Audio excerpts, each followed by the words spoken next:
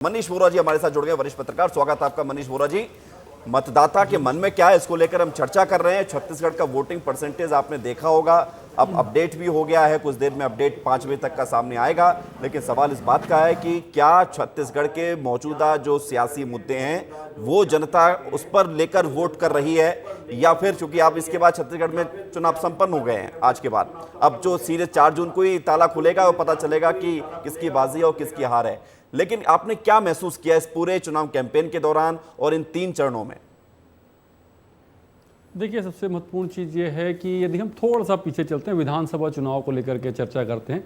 विधानसभा चुनाव जो कि कहा जाता है स्थानीय मुद्दों पर ज़्यादा होता है, लेकिन ये विधानसभा चुनाव था, उस पर केवल मोदी के चेहरे, मोदी की गारंटी, मोदी के नाम पर पूरा कैंपेन चलाया गया। मोदी के नाम पर पूरा कैंपेन चला करके भारतीय जनता पार्टी ने इस लोकसभा चुनाव का सेमीफाइनल वहाँ पर खेला था, उसमें उसको सफलता मिली और उसी चीज़ को यहाँ पर वो लेकर के आई है। लोकसभा में भी केवल और केवल एक चीज़ देखिए, जिस मुद्दे की आप बात कर रहे थे उसी मुद्दे पर मैं आ रहा हूं कि यहां पर भी वही मुद्दा है, फिर से मोदी का चेहरा सामने है, फिर से मोदी के गारंटी सामने रख करके भारतीय जनता पार्टी चुनाव लड़ रही है।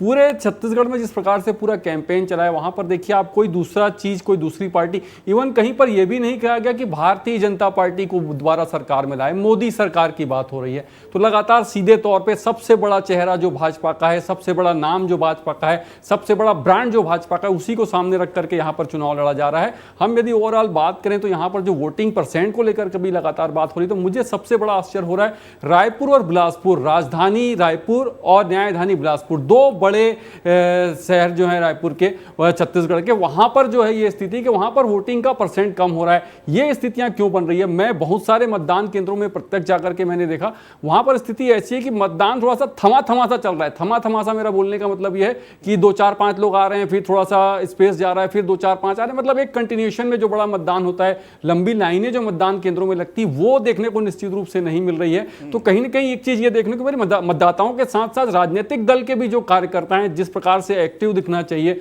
उतने एक्टिव वो फील्ड पर नजर नहीं आ रहे हैं। तो मतदान का जो प्रतिशत कम हो रहा है जो सामने आया है अभी, राधिका खेड़ा का इंपैक्ट महिला वोटर्स पर पड़ेगा? आपको लगता है कि आज महिला वोटर्स ने, चूंकि लगातार पिछले 1 हफ्ते से मामला चल रहा है, उन्होंने देखा होगा, सुना होगा, अखबारों में पढ़ा होगा, विस्तार न्यूज को देखा होगा, तो समझा होगा कि मामला क्या है, तो उससे उनके पता चला होगा कि एक महिला के साथ कांग्रेस में ऐसा ऐसा हुआ है, ऐसा उन्होंने आरोप लगाया है। इसका कोई इंपैक्ट पड़ेगा उनके मन मस्तिष्क में? देखिए, एक सबसे बड़ी चीज़ ये है कि महिलाओं को लेकर के बड़ा एक फैक्टर पिछले बार भी काम किया था विधानसभा चुनाव में भी, और इस बार भी महिलाओं को लेकर के कांग्रेस ने बड़ा दांव खेला है। उसने कहा है कि 1 लाख लोगों को 1 लाख रुपए हम देंगे महिलाओं को साल भर में। तो ये जो बड़ी चीज़ है, महिलाओं को लेकर के जो फोकस हो रहा है, और आप उसी पर बात कर रहे हैं कि राधिका खेड़ा के जाने का महिलाओं के उस पर क्या प्रभाव पड़ेगा। देखिए, राधिका खेड़ा के बारे में हम चर्चा कर रहे हैं, इसके पहले भी वो जिन राज्यों में प्रभारी रही हैं, वहाँ पर भी उनके साथ विवाद जो है, और राधिका खेड़ा के साथ लगातार जुड़े रहे, यहाँ भी वो विवाद उनके साथ जुड़े रहे, और अंततोगत्वा जिस प्रकार से पूरा घटनाक्रम हुआ है, मुझे लगता है ये जो पूरा घटनाक्रम हुआ है, ये शायद स्थानीय स्तर पर छत्तीसगढ़ में ही उसका समावेश हो जाता, लेकिन मुझे लगता है उस दिशा में प्रयास नहीं किया गया जिस प्रकार से राधिका खेड़ा जी ने यहाँ पर जो प्रभारी महामंत्री, सबसे पहले मुद्दा उन्हीं के पास। गौरीशंकर श्रीवास जी कुछ कहना चाह रहे हैं? गौरीशंकर जी अपनी बात रखिएगा, साथ ही साथ ये भी बताइएगा कि छत्तीसगढ़ की जनता को आप कितने सांसद, आपकी उम्मीद है? आप तो कहेंगे कि 11 के 11 मिल रहे हैं, लेकिन पिछली बार भी आपने यही कहा था, लेकिन मिले तो नहीं थे। इस बार सही बताइएगा, दिल पे हाथ रख के, उम्मीद कितनी है? कहीं कोई मामला फंसा हुआ है आपको लगता है? जितने भी चुनाव हुए हैं छत्तीसगढ़ में, निर्णायक अगर कोई है तो प्रदेश की मात्र शक्ति है। इसका सबसे बड़ा रूप हमने विधानसभा चुनाव में देखा था।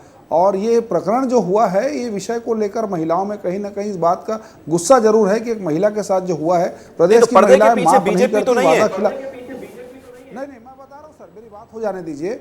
इन्होंने कहा था कि प्रदेश की माताओं को 500 रुपये हम हर महीना देंगे, वो नहीं मिला।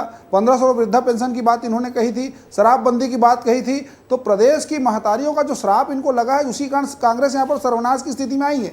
दूसरी बात, राधिका खेड़ा जी कोई प्रकरण है, तात्कालिक प्रकरण हो सकता है, इसका इंपैक्ट बहुत बड़ा हो सकता है, ना हो, लेकिन प्रदेश में अगर एक महिला के सम्मान के साथ में अगर खिलवाड़ हुआ तो प्रदेश की मात्र शक्ति ऐसी पार्टी को कैसे आशीर्वाद देगी, बड़ा सोचनीय विषय है। और इसमें कहीं कोई आग लाग लपेट वाली बात नहीं है। भारतीय जनता पार्टी का इस प्रकरण से कहीं लेना देना नहीं है। ठीक है। इनके घर की लड़ाई है जो सड़क पे आई है। और दूसरी बात लेना आपने देना कहा नहीं है, लेकिन कि आपने 11 की 11 अपने सीट घर में उनको शामिल कर लिया है। हम पिछले बार 15 सीट में थे, परिवार का हिस्सा बना लिया है। 15 सीट में थे, लेना तो भी 9 देना सीट ना हम हो, जीते। पिछले लेकिन बार आपने 15 दरवाजे खोल दिए अपने। विधानसभा में हम 15 सीट पाए थे मात्र, ठीक तो है, भी हम 9 लोकसभा लौट रहा की हूं। सीट जीते थे।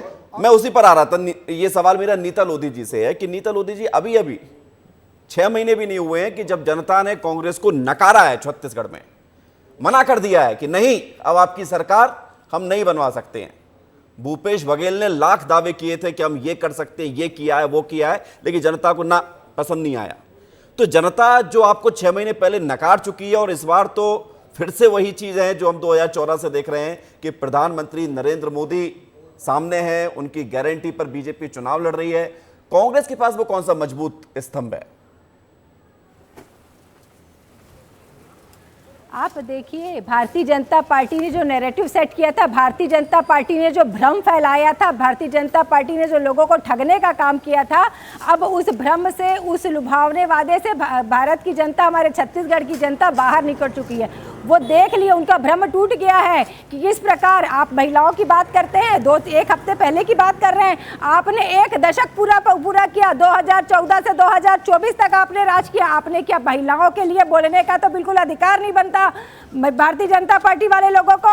ये क्या जानेंगे, ये क्या देखेंगे? आपको याद नहीं किस प्रकार हमारे सैनिक की महिला को निर्वस्त्र करके मणिपुर में घुमाया गया? आपको याद नहीं कठुआ में क्या हुआ था? आपको याद नहीं हमारे देश की पहलवान बहनें कैसे बैठी थी और ब्रिजभूषण को कैसे यही मोदी जी बचा रहे थे, और कैसे अभी उसके बेटे को टिकट दिए? वो दूर नहीं, हमारे यहाँ कांकेर के प्रत्याशी नाग जो रेपिस्ट है, जिनके ऊपर केस बना पड़ा हुआ है, केस का हफ्ता भर 15 दिन पहले 14 अप्रैल को छत्तीसगढ़ में क्या था ऐसा जिसके आधार पर कांग्रेस आपको? एक मिनट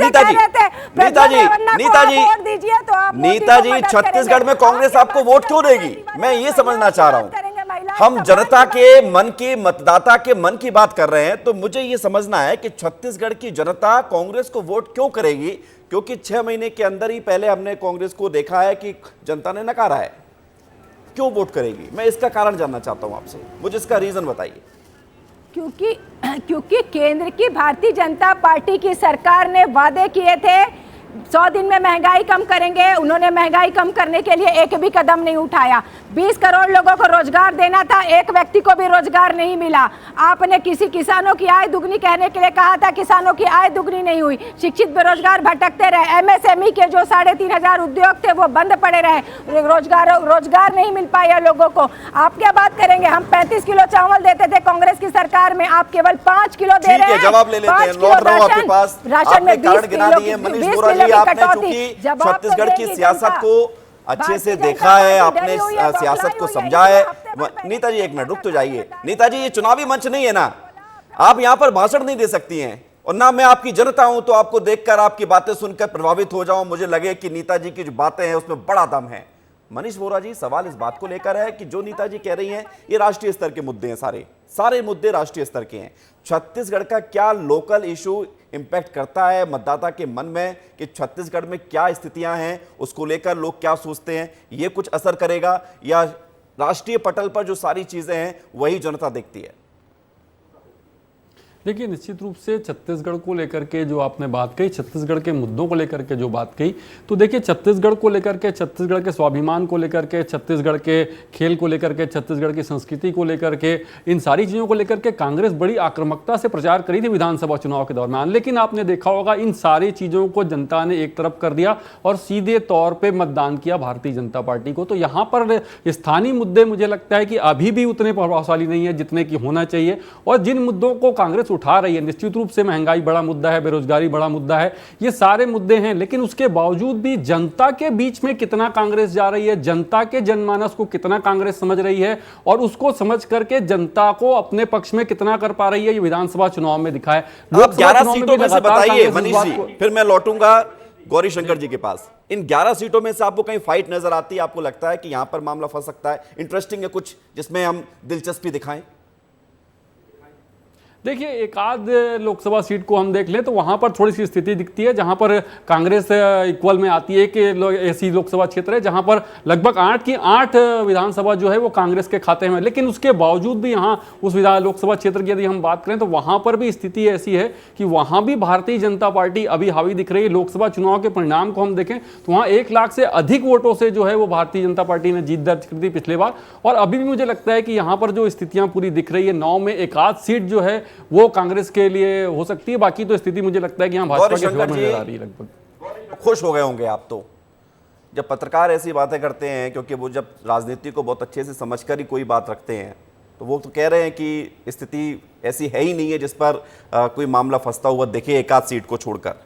तो आपको तो लगता है कि यहाँ पर स्थिति पहले से अच्छी हो सकती है, लेकिन जनता के मन की बात आप समझ गए, यानी कि इसका मतलब ये है। देखिए ऐसा साहब, मनीष वोरा जी प्रदेश के बहुत बड़े पत्रकार हैं, उनका राजनीतिक विश्लेषण जो भी उन्होंने विधानसभा में किया था 100% वो चीज़ देखने मिला है। अभी नीता लोधी जी कह रही थी कि मणिपुर में ये हुआ वो हुआ, रायपुर शहर में क्या हुआ?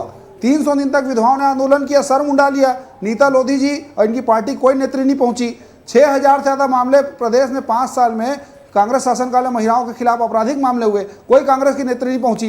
22,000 महिला से ज्यादा समूह के रोजगार को छीनकर शराब के व्यापारियों को दे दिया गया, तब नीता लोधी जी का आत्मा नहीं कल्पा। लेकिन बात अब मणिपुर से लेकर कलकत्ता से लेकर राजस्थान की हो गई। अपना प्रदेश नहीं संभला, किस मुंह से वोट मांगने जाएंगे महिलाओं के पास? आपने महिलाओं का विश्वास खोया है, इसलिए महिला क्यों वोट देगी? 5 ऐसा काम बता दीजिए महिलाओं के फेवर में आपने किया। प्रदेश के महिलाओं के साथ में जिस प्रकार से अत्याचार आपकी सरकार ने किया था, महिलाओं का अधिकार का खिलवाड़ आपने किया था, इसका मेरे को जवाब दे दीजिए। आप मेरे 2 सवाल का जवाब दे नीता जी, मेरे 2 सवाल का जवाब दे दीजिए। समय समाप्त हो रहा है, 1 मिनट रह गया मेरे पास, जवाब ले लीजिए। नीता जी आखिरी कमेंट। कौन नेत्री बैठी थी? गौरी शंकर जी जवाब ले लीजिए। नीता जी आखिरी कमेंट। नीता जी आखिरी कमेंट।